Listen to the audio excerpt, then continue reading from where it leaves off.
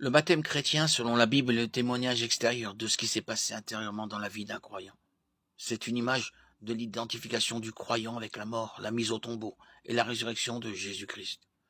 Romains 6, 3, 4 décrit cet acte comme le fait que notre ancien moi pécheur est enseveli avec le Christ et que notre moi nouvellement créé est ressuscité pour marcher avec lui dans une nouvelle vie. Le baptême n'est pas une condition du salut et il n'a pas le pouvoir de sauver. Il s'agit plutôt d'un symbole du salut qui a déjà eu lieu. Nous sommes baptisés afin de montrer ce fait aux autres. C'est pourquoi de nombreux baptêmes sont accompagnés d'un témoignage oral donné par la personne baptisée. C'est le témoignage qui est la partie la plus importante du rite, et non le rite lui-même.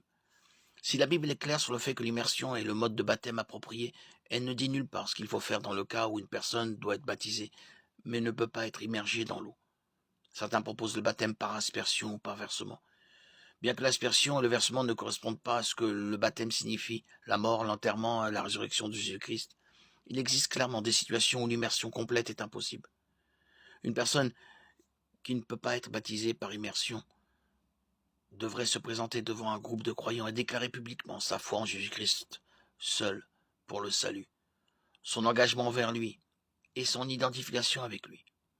Cela permettrait d'accomplir ce que le baptême signifie.